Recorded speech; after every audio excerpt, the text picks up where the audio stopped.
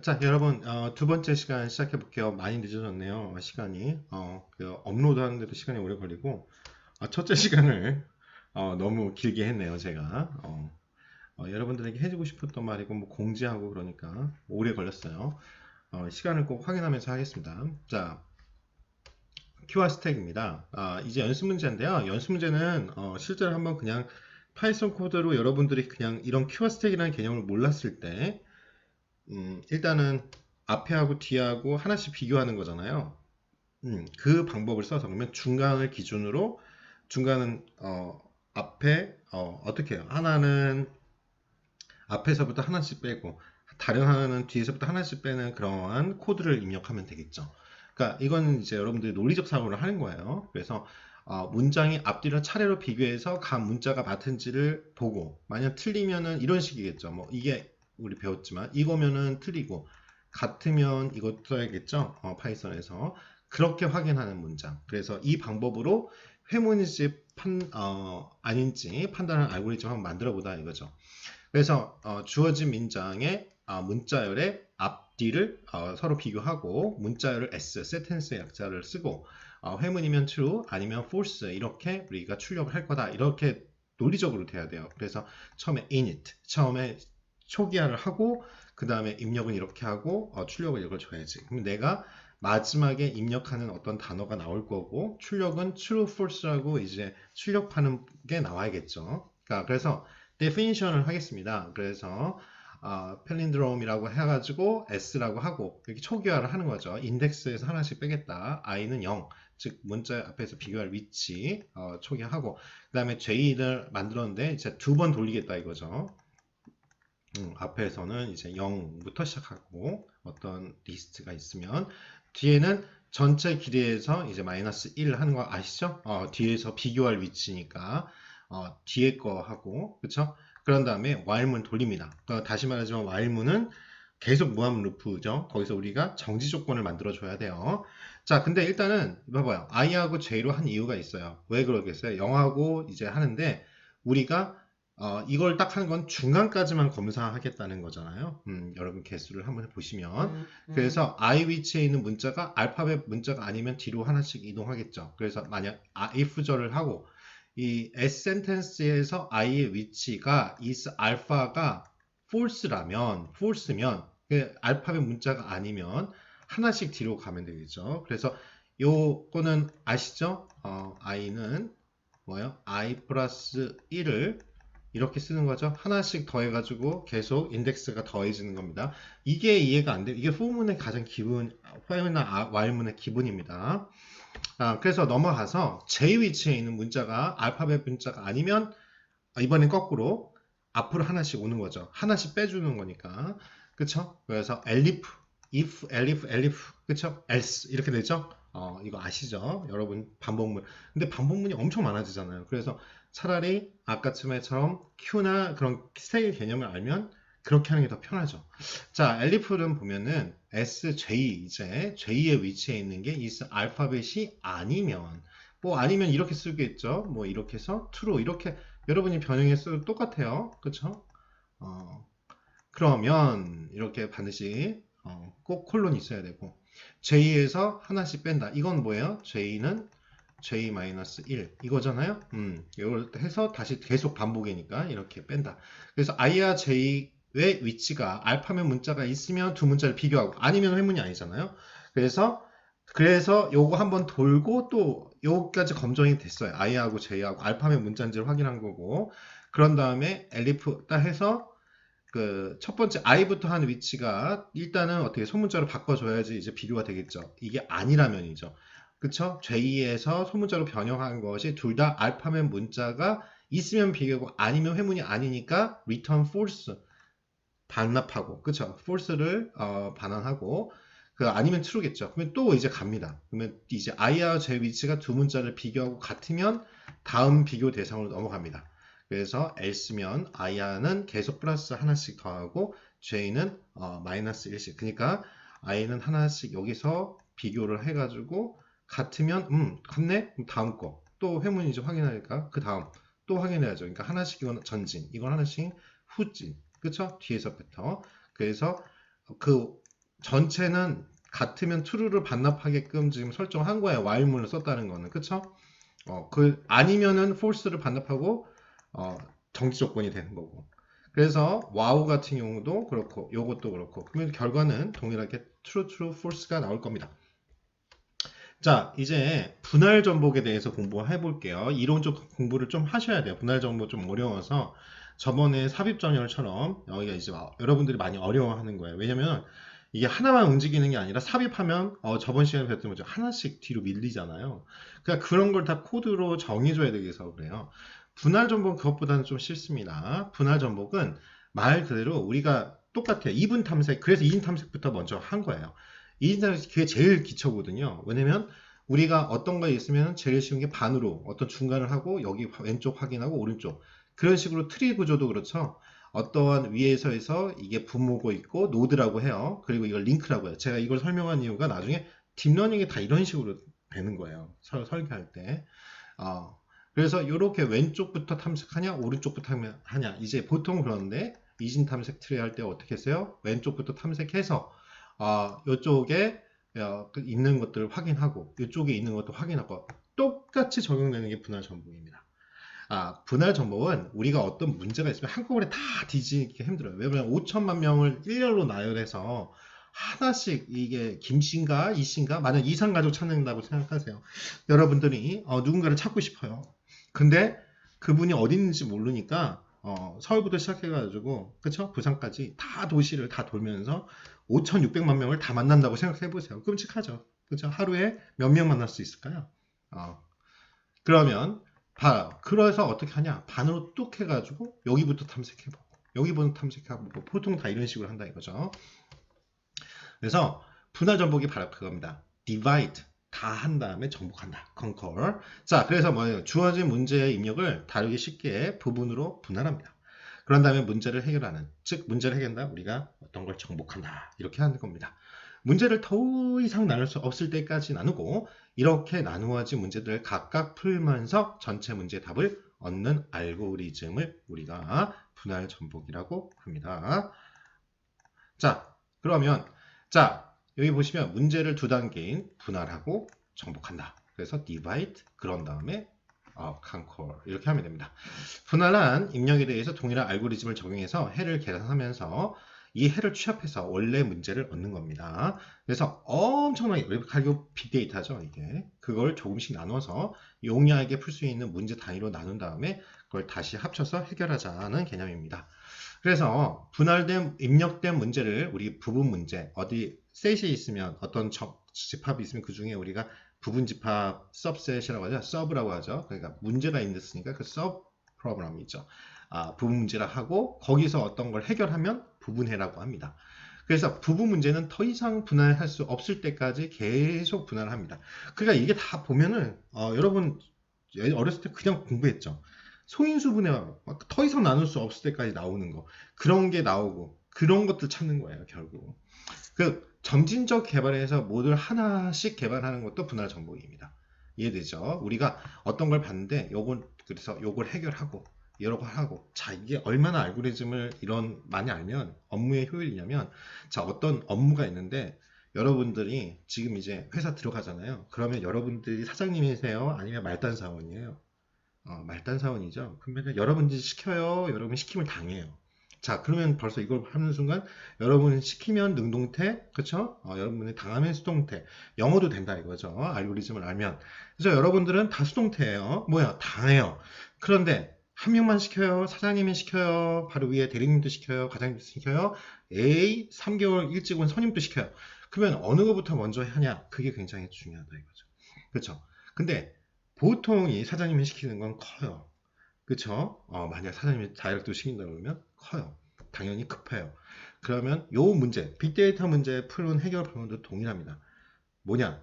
긴급성, 가장 빨리, 그리고 쉬운 것부터.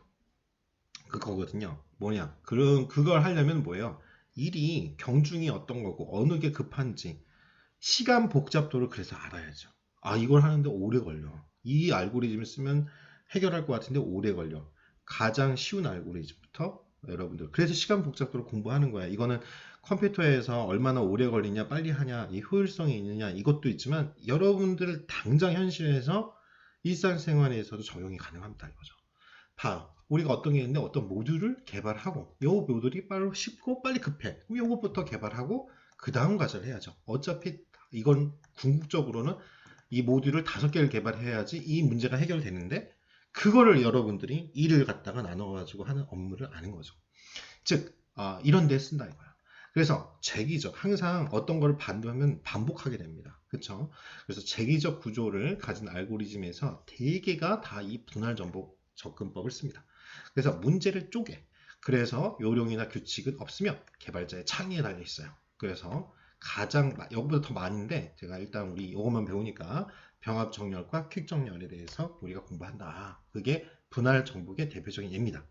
그래서 분할 정복은 다시 말하지만 주어진 문제를 여러 개의 무분 문제로 쪼갭니다.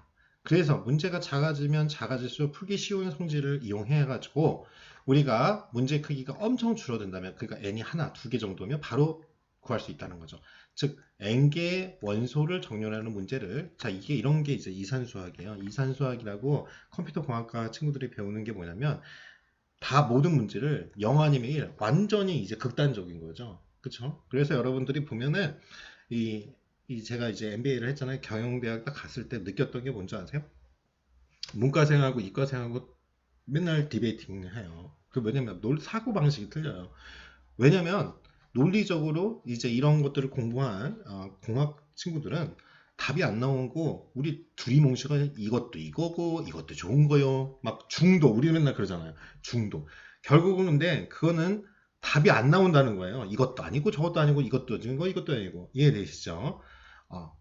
일부는 수용 뭐 사회생활 하다 보면은 컴프로마이즈에서 일부는 수용하지만 어떠한 뭐 이렇게 그쵸 공집합은 있을 수밖에 없어요. 어느 세계에. 그러니까 그렇지만 우리가 어떤 입장을 명확하게 해야 된다.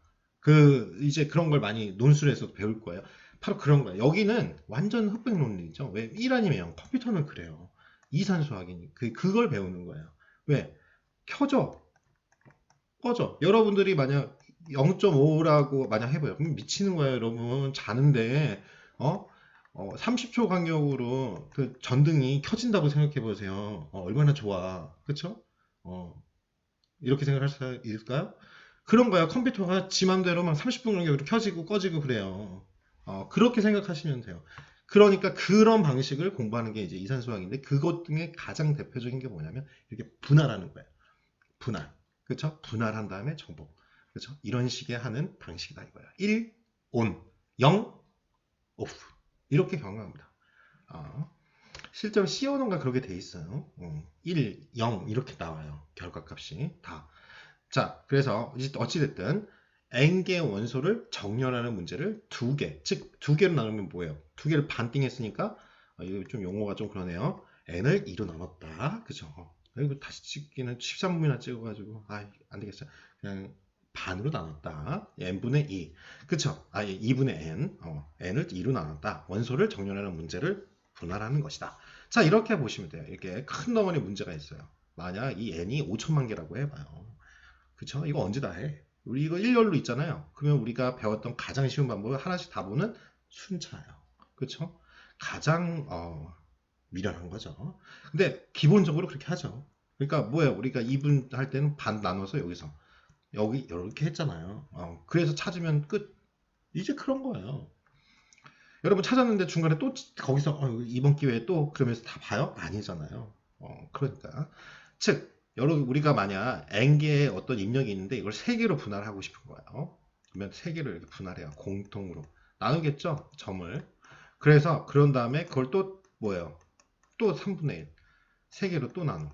이해되죠? 이런 식으로 입력을 하는 거예요. 그러면은 처음에는 n인데 어떻게 해요? n을 뭐냐 예를 들어서 이 2개로 나눴으면 n분의 2로 줄어들 거고 만약 이게 100개라고 쉽게 얘기하면 뭐 3개로 나눴지만 이제 전체가 반으로 나눴다 그러면은 50개고 그 50개가 이제 여기는 제곱이죠. 또 여기서 뭐 2개, 3개 이런 식으로 나눠줄 테니까 그래서 얼마큼 n을 2의 케이스만큼을 나눠주는 거죠. 그럼 굉장히 짜잘하게 적어질 거 아니에요. 자, 그런 다음에 어떻게 해요? 거꾸로 이제는 정복하는 거예요. 요렇게 두 개로 나눠진 거를 또 하나로. 자, 그러면 좀 시간은 오래 걸리겠죠. 당연히 딱 봐도. 분할 정복 알고리즘 문제를 단순히 분할해서 해를 구할 수 없고, 정복이란 뭐야? 부분적인 해를, 요 각각의 해를 구하는 거예요. 그래서 정복하는 문제는 문제에 따라 다르나 일반적으로 부분 문제들의 해를 취합해서 보다 큰 문제를 해결하는 거다 이거예요. 즉 그때 부분 문제는 결국 이게 다 부모에서 나온 자식들이잖아요. 그러니까 결국 또 불러요. 부모의 어떤 거를 재기적으로 풀어서 정복합니다. 왜? 여기서 다 가지를 쳤기 때문에. 그래서 부분 문제의 크기가 충분히 작아지면 직접적인 방법으로 푸는 거예요. 그때는. 그쵸? 그래서 두 개를 반으로 원소로 정렬한 문제를 각각 재기 알고리즘으로 해결하는 것이다. 이렇게 보시면 돼요. 그래서 combine, 즉 결합을 해요. 부분 문제의 해를 합해서 원래 문제의 해가 되도록 만들어주는 거예요. 그래서 분할되어서 해결된 문제를 합치면 결국 여러분이 원했던 진짜 답을 구하는 겁니다. 즉 두 개의 정렬된, 즉 정렬을 해가지고 원소를 병합하는 거예요. 자, 그래서 설계하는 요령이 그거예요. 분할, 부분집합 합을 접목한다. 그 다음 결합한다. 그게 정복이죠. 문제 해결이. 문제가 분할이 가능한 경우에는 두 개 이상으로 여러분들이 하위 문제, 서브 프로블럼으로 나눠주고, 그런 다음에 하위 문제를 여전히 분할이 가능한 상태라면 하위 집합에 대해서 첫 번째 또 나눠주는 거야. 또 그렇지 않다면 그냥 하위 문제 풀고 그때 직접 수행하는 거고. 그래서 이 과정을 정복한 답을 취업한다. 즉 이거죠. A를 이렇게 두 개로 나누고 1단계 나누고 이 두 개로 n이면 n을 두 개로 나누고 또 여기서 또 나눌 수 있으면 또 이렇게 d2를 나누고 각각의 그래서 더 이상 나눌 수 없으면 직접 수행해서 각각의 부분 집합의 해를 구해서 이걸 다 더해가지고 요거 두 개 더해서 다시 요걸 찾고 요거 두 개 더해서 또 요걸 답을 찾고 궁극적으로는 A의 답을 찾는다 이거죠. 결국 탑다운 방식이다 이거예요.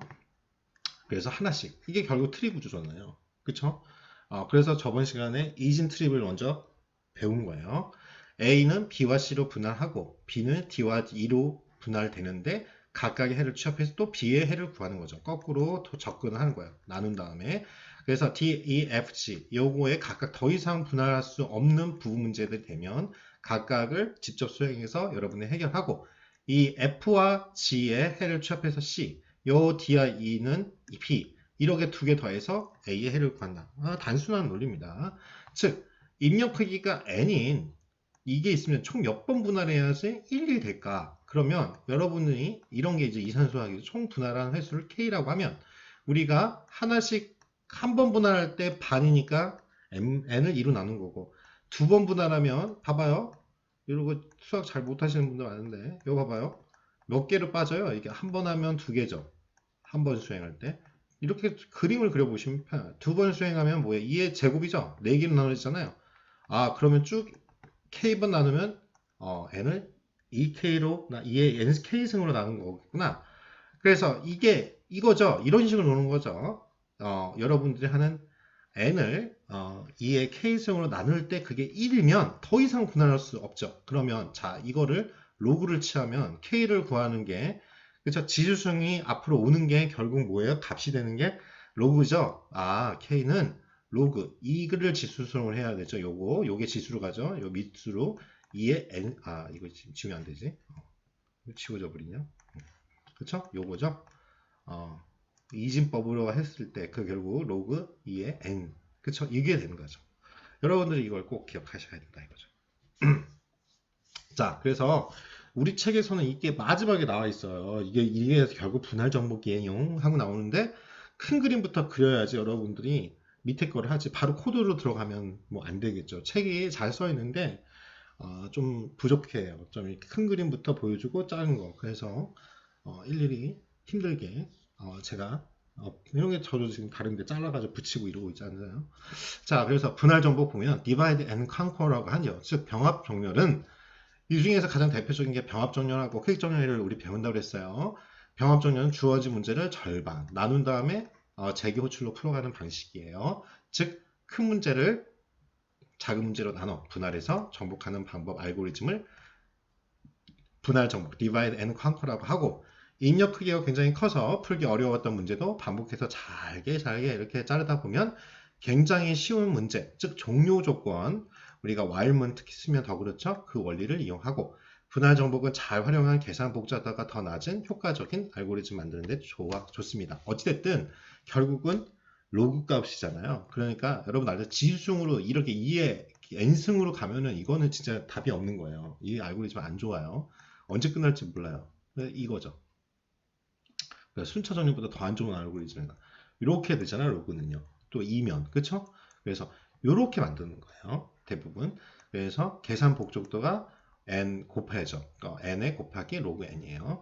그래서 선택 정렬이나 삽입 정렬 계산 복잡도가 그쵸? n의 제곱이었잖아요. 그쵸? 그것보다 낮아요.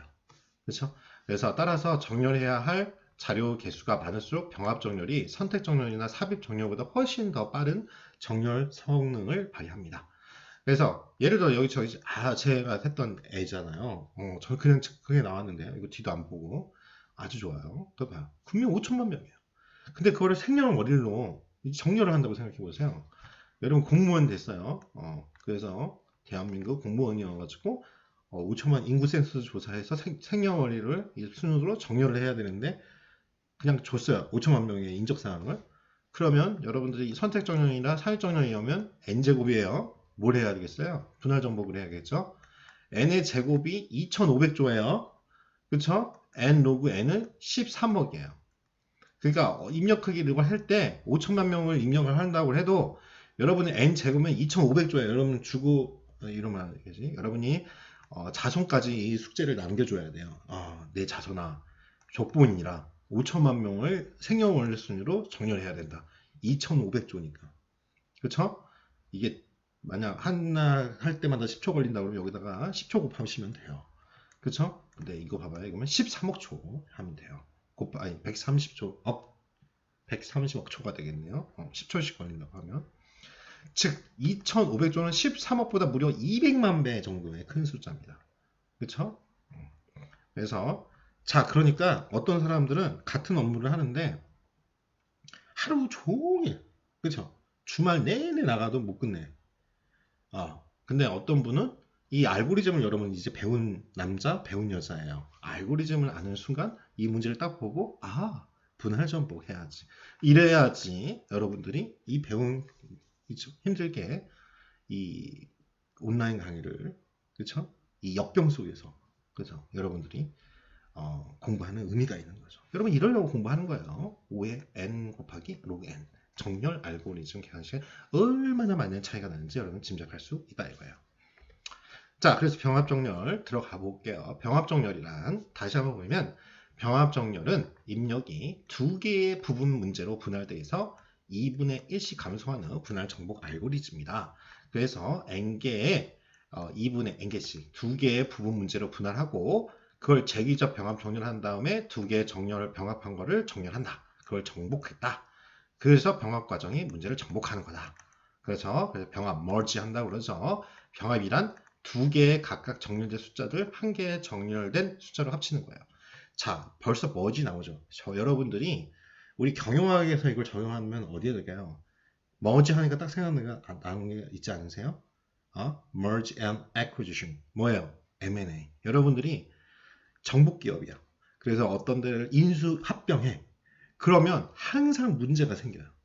인수 합병할 때. 왜? 조직 문화뿐만 아니라 모든 게 달라. 일단은 내가 만약 이 알고리즘을 해가지고 정렬해서 잘 어떻게 임원은 어떻게 배치하고 이 업무를 효율적으로 하고 벌써 그럴 때 만약 병합 정렬 알고리즘 분할 정복 이걸 좀 알면 어떻게 잘 이게 합쳐질까?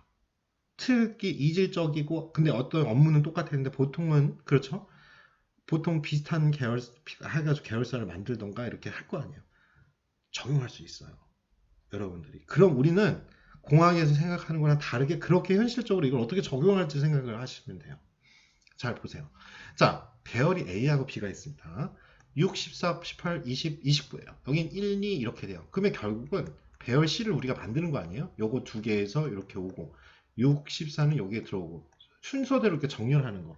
이런 거예요. 이해되죠? 즉 그러면 이걸 어떻게 할까 공부를 해볼게요.